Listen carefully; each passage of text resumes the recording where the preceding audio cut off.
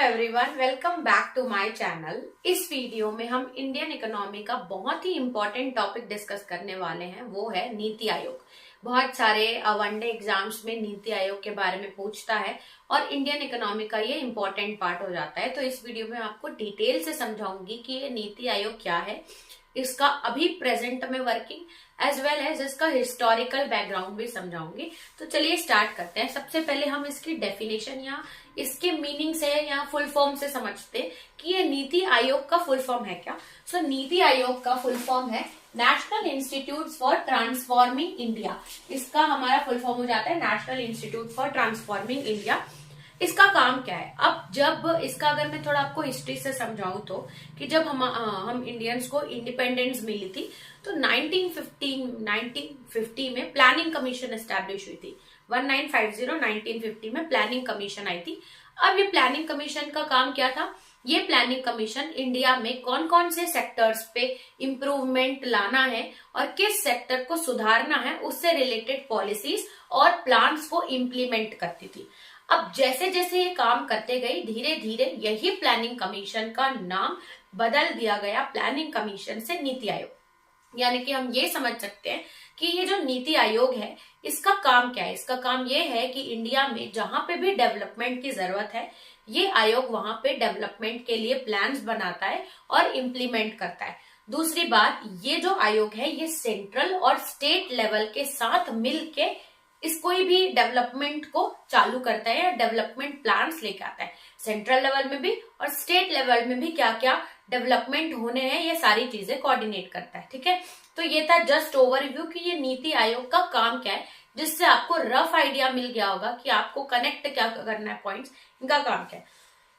तो स्टार्ट करते हैं। अगर डेफिनेशन पूछेगा तो मीनिंग तो हो गई national institute for transforming India. आप लिख सकते हैं, इसकी एक्सप्लेन कर सकते हैं कि ये एक एजेंसी है, नोडल एजेंसी टाइप की है, जिसका काम क्या है? ये इकोनॉमिक डेवलपमेंट देखती है हमारी कंट्री में। उसके बाद ये स्ट्रैटेजीज बनाती है जिससे हमारी गवर्नमेंट आपस में और अच्छे से काम कर पाए बिटवीन, और ऐसे ये कॉपरेशन भी लेके आती है। सेंट्रल और स्टेट लेवल गवर्नमेंट के बीच में कॉपरेशन भी लेके आती है। तो वही दिया है कि cooperation between central and the states. ठीक है, अब इसके फंक्शन क्या है? जो जो चीजें हमने पढ़ी यहाँ पे फंक्शन में दिया। पहला दिया है पॉलिसी बनाना कि किसी भी सेक्टर में इंडिया में अगर डेवलपमेंट की जरूरत है तो उसके लिए स्ट्रैटेजी और पॉलिसी बनाना है कि वहां पे डेवलपमेंट कैसे हो सकता है। उसके बाद कोऑपरेटिव फेडरलिज्म, एक साथ सेंट्रल स्टेट में कैसे मिलके काम कर सकते हैं ये। फिर मॉनिटरिंग एंड इवैल्यूएशन। फिर ये जो पॉलिसी है और जो भी प्लान्स इंप्लीमेंट हुए हैं उनको मॉनिटर करना कि वो सही से काम करने के लिए, उनको चेक करना कि वहां जहां हमने डेवलपमेंट सोचा था वहां सही से डेवलपमेंट हो रहे हैं कि नहीं। और जहां पे भी रिफॉर्म्स यानी कि कुछ चेंज, जैसे कुछ पुरानी चीजें अगर हम उसको बदल के कुछ नया लाते हैं तो उसको रिफॉर्म्स बोलते हैं। तो ये देखती है कि कहाँ कहाँ नए नए चीजों में रिफॉर्म्स लाने की जरूरत है। ठीक है, तो ये इसके फंक्शन हो गए। अब यहाँ पे ये बात करते हैं कि ये आयोग है, नीति एक एजेंसी है। अब इसका चेयरपर्सन तो होगा जो सारे डेवलपमेंट को, सारे प्लान्स को देखता होगा। ये याद रखिएगा कि इसका जो चेयरपर्सन होता है वो हमेशा उस कंट्री, मतलब इंडिया की बात करें तो इंडिया का प्राइम मिनिस्टर ही होगा। और करंट जो चेयरपर्सन है वो नरेंद्र मोदी जी हैं, जैसे कि वो हमारे इंडिया के अभी प्राइम मिनिस्टर है। ठीक है, अब ये वाइस चेयरपर्सन कौन होता है? वाइस चेयरपर्सन को प्राइम मिनिस्टर ही अपॉइंट करते हैं। इसके साथ साथ और भी इनकी गवर्निंग बॉडी होती है, जो काउंसिल ऑफ मिनिस्टर्स होते हैं, वो इसमें पार्ट लेते हैं। जो भी सेक्टर का डेवलपमेंट होगा उस मिनिस्ट्री में वो मिनिस्टर इसमें पार्ट लेंगे। ठीक है, तो ये था इसका करंट आपका जो है कंपोजिशन। और उसके बाद आता है फंक्शन, फिर मीनिंग। अब हिस्टोरिकल बैकग्राउंड मैं आपको समझा चुकी हूँ। जब इंडिया को इंडिपेंडेंस मिली थी तो हमें एग्रीकल्चर से लेके इंडस्ट्रीज से लेके हर जगह डेवलपमेंट लाना था, क्योंकि उस टाइम पे बहुत ही बैकवर्ड थी इंडिया की इकोनॉमी। तो यानी कि देखा जाए तो डेवलपमेंट लाने के लिए हमको अलग अलग सेक्टर्स को टारगेट करना था। उस प्लान, जैसे 5 ईयर प्लान लेके आते थे हम, तो 5 ईयर प्लान के थ्रू इस 5 साल किस पे फोकस करेंगे, उस 5 साल यानी कि 5 ईयर प्लान बनते थे। तो ये जो 5 ईयर प्लान बना के इम्प्लीमेंट करती थी उनको हम प्लानिंग कमीशन बोलते थे।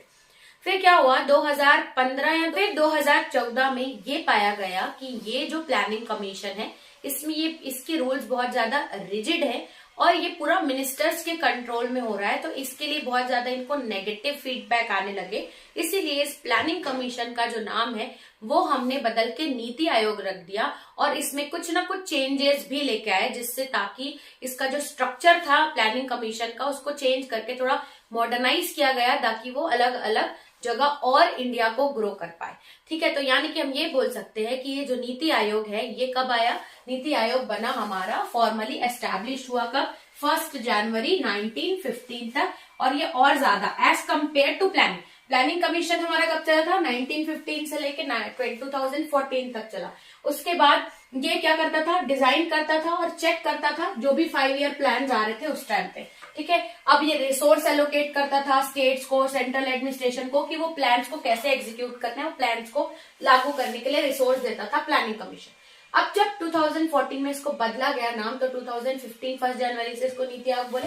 अब क्या इसमें चेंजेस थे, as compare to planning commission NITI Aayog ज्यादा फ्लेक्सिबल है, इसकी स्ट्रैटेजी स्ट्रांग है और पहले जो इम्प्रूवमेंट चीजें हो चुकी हैं उस पे और नए तरीके से इनोवेट करना और नए रिफॉर्म्स लेके आना हमारे नीति आयोग का काम है। ठीक है, तो जैसे कि आजकल के जो एग्जाम पैटर्न्स हैं उसमें स्टेटमेंट बेस्ड क्वेश्चन, ये रीजन एजर्शन टाइप्स के क्वेश्चन पूछते हैं, तो यानी कि आपको कंसेप्ट के पूरे फंडामेंटल्स अच्छे से आने चाहिए, तभी आप अच्छे से एक ही बार में ऑप्शन को जज कर पाएंगे। तो मेरे हिसाब से इतना नीति आयोग के बारे में जानना जरूरी था और ये बेसिक्स है, तो आई होप आपको अच्छे से समझ में आया होगा। इस वीडियो में इतना ही रखते हैं, चलते हैं नेक्स्ट वीडियो में, देखते हैं नेक्स्ट टॉपिक। तब तक के लिए थैंक्स फॉर वॉचिंग।